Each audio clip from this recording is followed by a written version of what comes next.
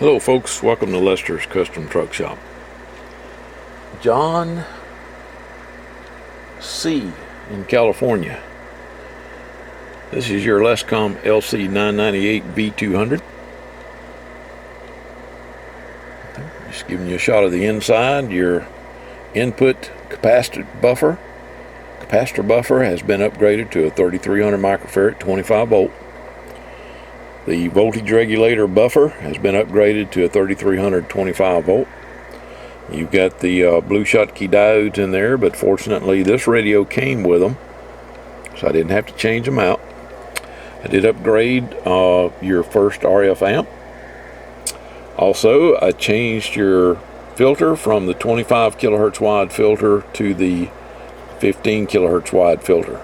Okay, and did a alignment on the radio. It's kind of hard to believe that they come from the factory the way they do, but it has been aligned now, and I've got the frequency centered up on the clarifier. But that's the inside of it. These are IRF 520s, and right there's the main component. Okay, it has 8 IRF 520s in it, so 3 driving 8 basically, or 2 driving 8.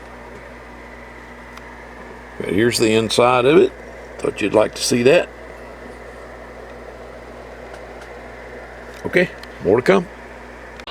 Alright, got the covers on it. Thought I'd give you some power readings. I'm on channel 38, lower sideband. Got a stock microphone on there.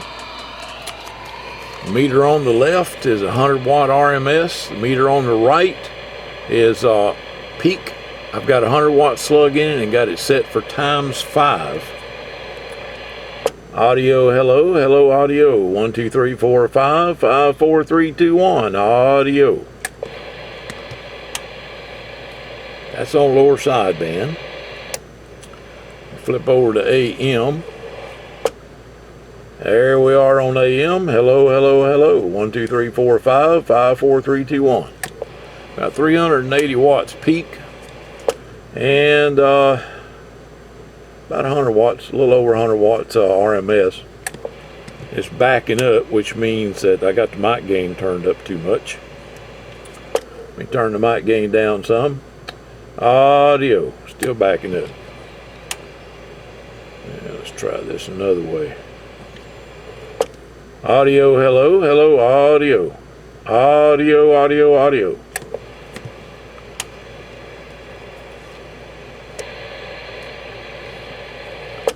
Audio, hello, audio. Audio, 1 2 3 3 2 1. Audio. Okay, that looked better. You can see that thing going way over there. Alright. And then let's do some receive. Turn the mic down. Bring on the BNK signal generator. I'm on 385 on AM. There it is on AM. There it is on sideband, okay? And that knob is not quite at 12 o'clock. There it is now. That's on lower sideband, AM.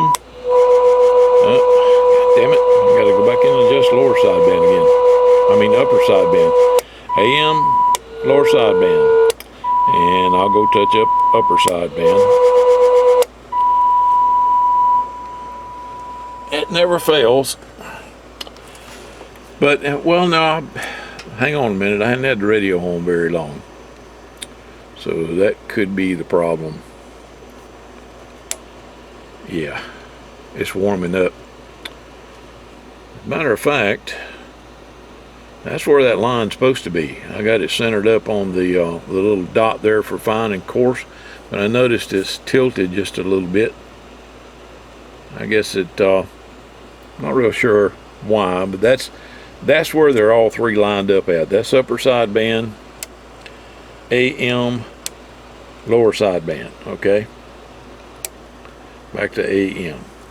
All right, let's see if we can find some traffic on here. There's usually some traffic right there. Switch to an external antenna. There we go. You wasn't talking today, bus driver.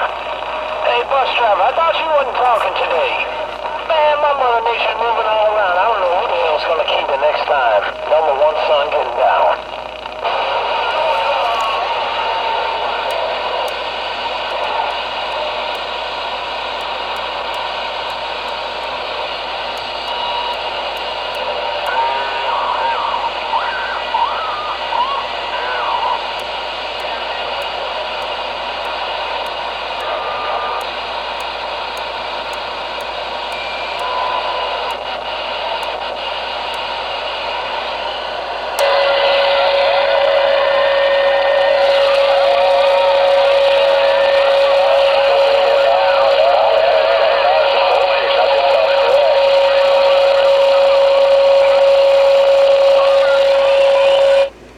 Somebody on AM on channel 38.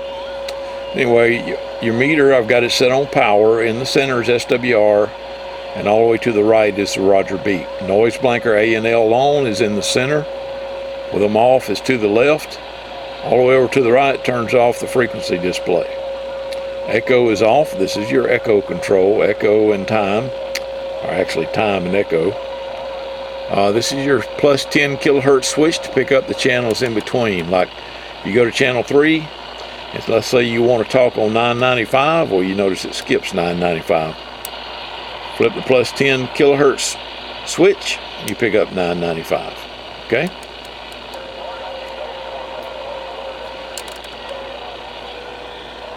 Switch it back to AM. Okay, something else I wanted to show you. That is your lowest channel right there. See that? That's band A, channel 1. Okay, that's your lowest frequency. Let's go to H. Back down 1. There's your highest frequency. Very capable radio. All right. John, I sure hope you enjoy your new radio. It was my pleasure to build it for you. 73s, everybody. Seems like here lately I'm getting awful absent-minded. Okay, this is a very, very powerful radio. Okay, you saw what the output level was. And just in case you didn't, let me remind you.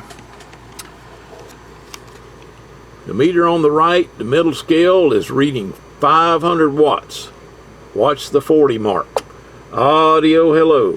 It might help if I got back on the dummy load instead of the outside antenna. Sorry about that. Audio, hello, hello, audio. That's about 380 watts, folks.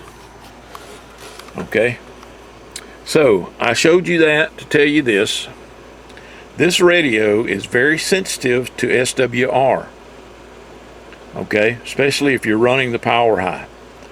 If you have high SWR on your antenna, the amount of power this radio makes, a lot of RF will be reflected back into the amplifier. Okay, MOSFETs don't like that. So whatever you do, don't go by the SWR meter in this radio, because it may or may not give you an accurate reading. Get a high quality SWR meter, and I'm not talking about a dozy either.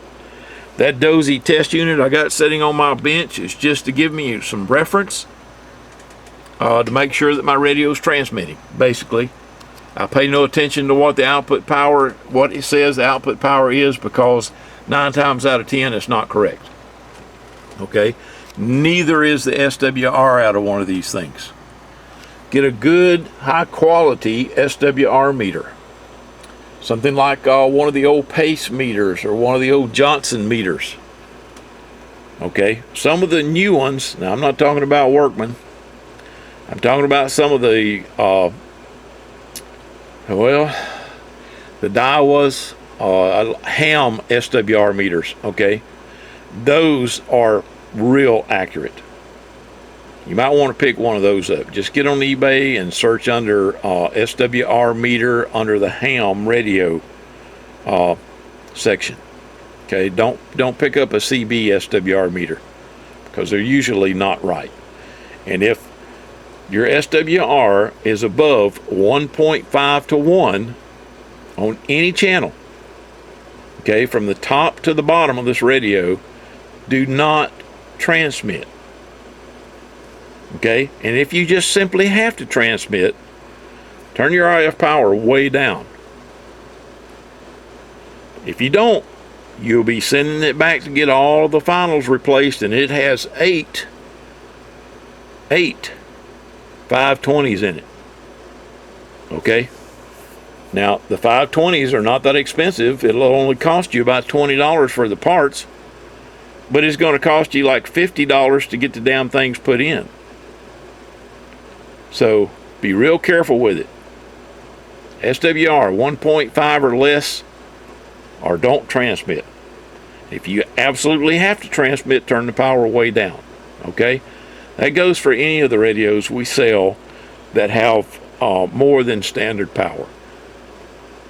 But the LC998V200s and the LC995 150s, the output sections are all MOSFET, and they are very sensitive to reflected RF.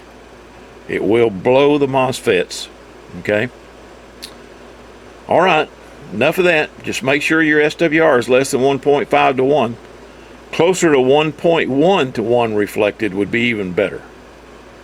And if you have access to a bird, put the element in it backwards and see how much reflected wattage is coming back into the radio. You want less than 3 watts, okay? 10%. I'm sorry, 1%. You want less than 1% reflected power, and that's peak reflected power, okay?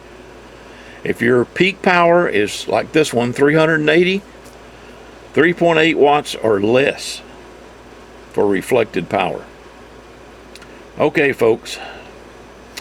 I'll get off my soapbox now. 73s, everybody.